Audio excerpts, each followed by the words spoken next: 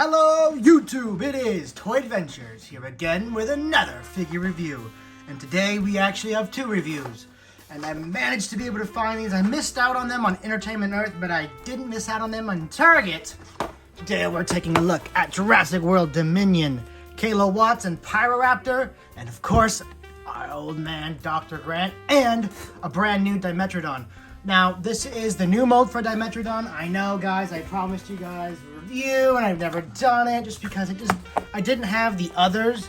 So it really would feel like just such a small video and such a pointless video to take a look at.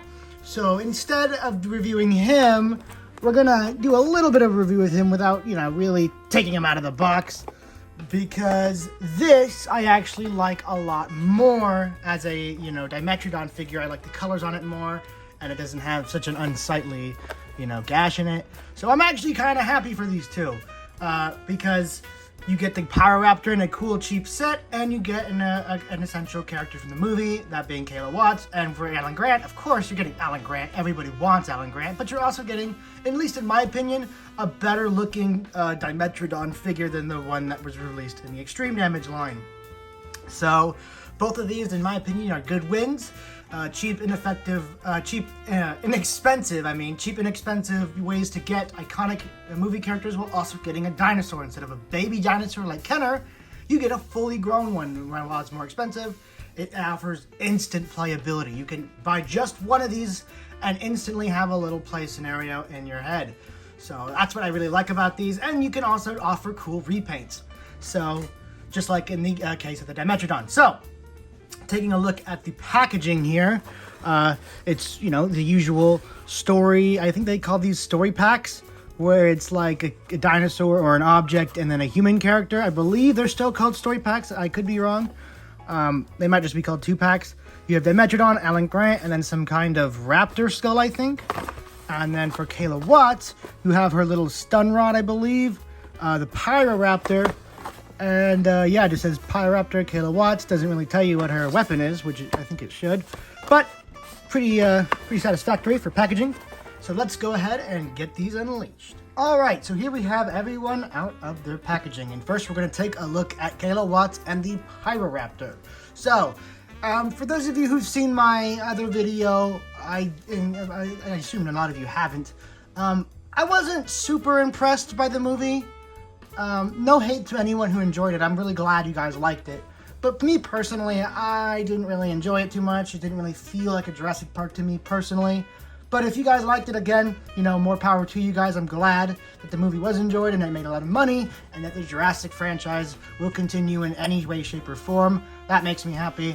I'm just happy that it is doing well, even though it really didn't impress me that much. But this is still a cool figure, and while her character really didn't charm me too much, maybe that was the point, I liked her a little bit more at the end of the movie. Even if you don't really, like this character, and it's not like she's very iconic, she's kind of a new character. Regardless, her action figure looks like a perfect just explorer type with the jacket and the boots and this neat little weapon and the fingerless gloves. This just screams explorer to me, and definitely the type of action figure you'd want around dinosaurs. So even if you're not super into the character, I think she makes a great custom, a great base for customs, and just a great figure to put with dinosaurs, regardless. Just because she kind of has that Lost World, explorer type feel that goes great with dinosaurs. And I think Alan Grant is also the same exact way. I guess I'm just into the jacket look.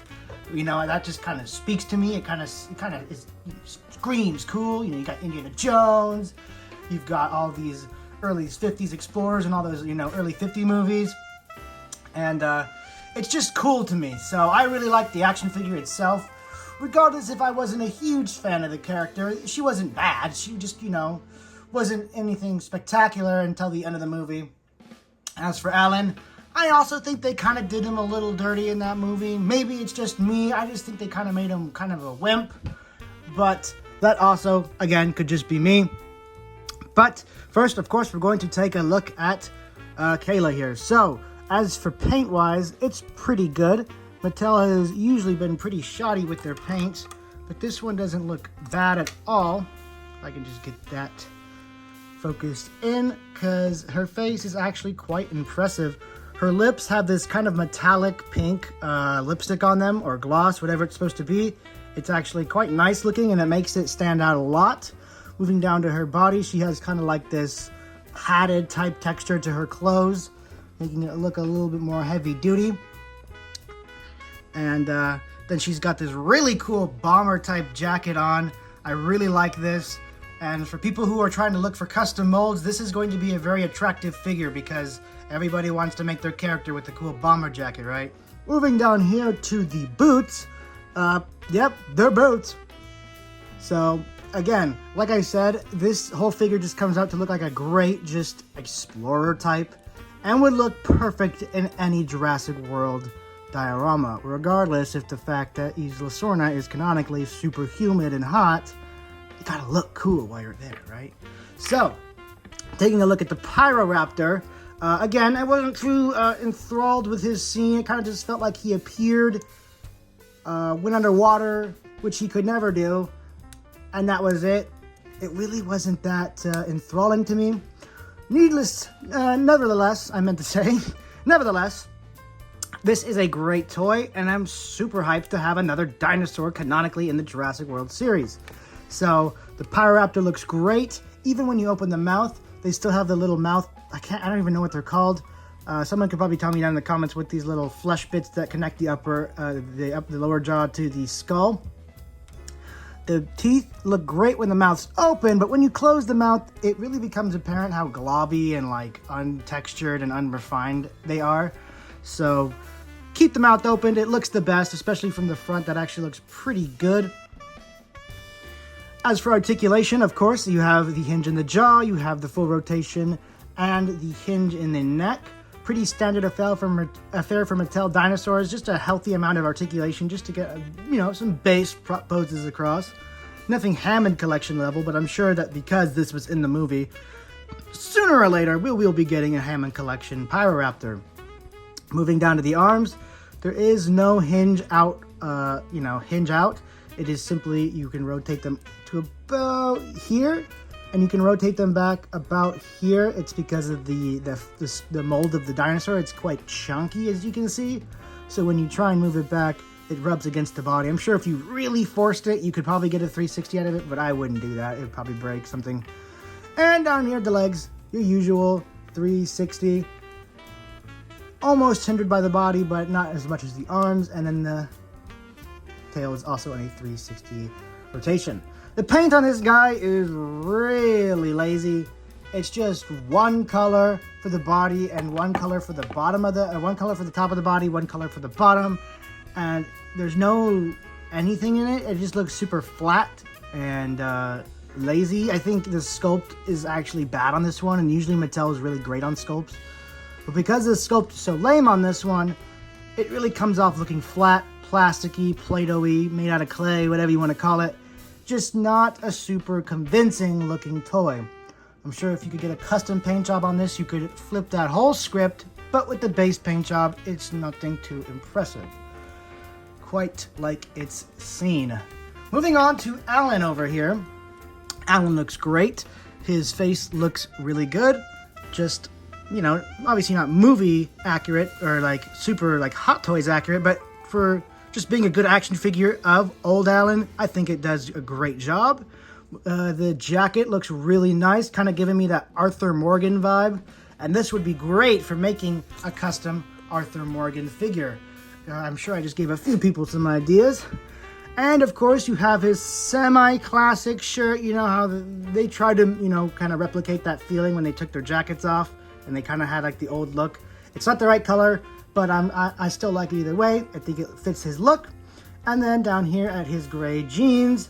And I don't think these are the same boots he wore in the first movie. In fact, I'm almost positive they're not. They're just some new boots, which is nice. You don't want to completely copy what was already there. You just kind of want to pay homage to it, which I think this outfit does perfectly. Has a little bit of the Alan we used to know, but still having a lot more new added onto it. And of course, the hat. Have to have the hat. It's like Indiana Jones. It's not Alan if it doesn't have the hat. So I'm glad the hat is back. Can't wait for the Hammond collection. I hope the hat is removable. That way we can have infinite versions of Alan. And his little accessory. Nothing to write home about. It is a mystery dinosaur, spine, and head. So, the Dimetrodon. This one had a really cool scene. I didn't like too much from the movie, but some of the things I loved were the Dimetrodon scene and the Dilophosaurus scenes. Those were great, and I loved how this thing was introduced. It felt totally classic Jurassic, and I was having a blast with this dinosaur. It's not a dinosaur. It's not a dinosaur. It is a prehistoric reptile, and a devious one at that. I actually really like this figure. It's very basic. You only really have movement at the stubby limbs, and they're molded to be folded in, so you really don't get too much, dynamic posing with this thing. Hopefully, like I said with the Pyroraptor, since it was in the movie, we will get a Hammond Collection interpretation of it. The front limbs, he really can't lay flat. Oh no, he can. You just have to adjust it.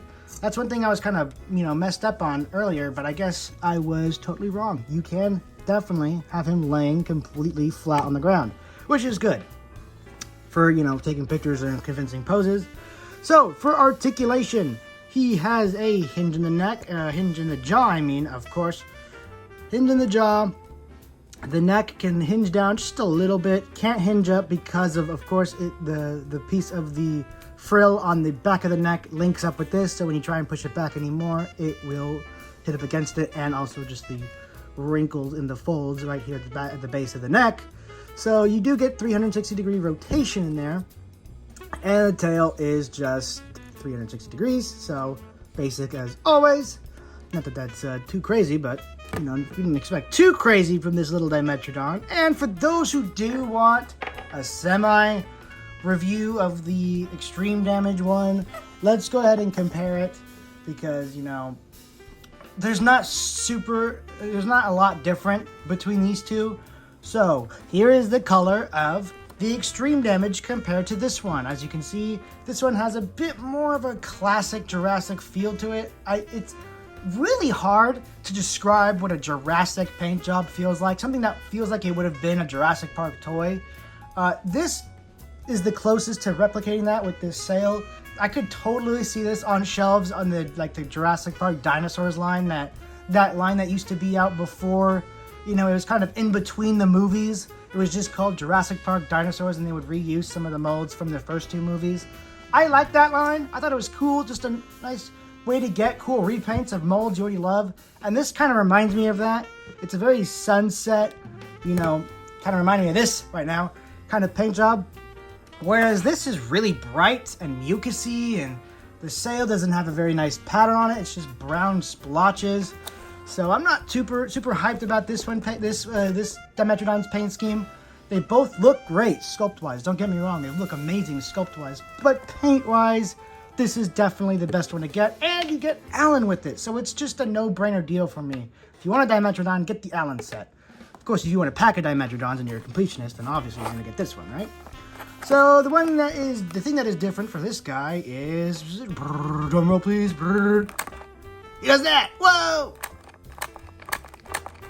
So even when he is not damaged, you have this huge unsightly gash in him, and then now the gash has blood. I prefer the Dino extreme damage feature from the first movie way better, where it was like the whole piece, and then you would press it and it would flip up, just like what they did with the Allosaurus. The Allosaurus is just like it, where it's like you have the damage, and then you have a skin piece that covers the damage, and when you press into the skin piece, it's like a button that rolls up and reveals the damaged part, so you could still pull it down and have an undamaged dinosaur. Whereas this, it's still, 3D physical gashes in the dinosaur that draws the eye straight to it. And yeah, so not super impressed. It's a cool little nifty dinosaur, but I don't think I'm gonna open him. I think I'm gonna keep him in box and give all my love to this Dimetrodon. So, guys, that is pretty much it for the review. The articulation on these guys is your standard affair for all Mattel figures. And, yeah, I can't wait to get these guys in Hammond Collection, where they're actually going to be really good. This Allen looks like it would have wrist articulation, but it doesn't. So, yeah. that is pretty much it for this review. These are both solid buys if you want the characters. I'd say Kayla Watts a little bit less because the Pyroraptor is so lame. So you're kind of buying it for Kayla. So if you want the Kayla, you want to use it for customs, if you like her character, whatever, then that's what you'll be buying it for, is for her, not really the Pyroraptor. The Pyroraptor's kind of lame and you can get it on its own, whereas this Dimetrodon is solidly, in my opinion, a part of the package. It looks really good with just a few paint apps. It just looks really good, whereas this looks a little bit more plastic. The humans are stellar. They look great, look just like how they should. So if you're going to be buying this one, in my opinion at least, it's going to be mostly for the character, whereas this, you're buying it for the character and an awesome looking Dimetrodon. So guys, that is pretty much all I had to say about these two. And see you guys in the next review. Thank you so much for watching. This has been Toy Adventures, and I'll see you guys next time. Peace!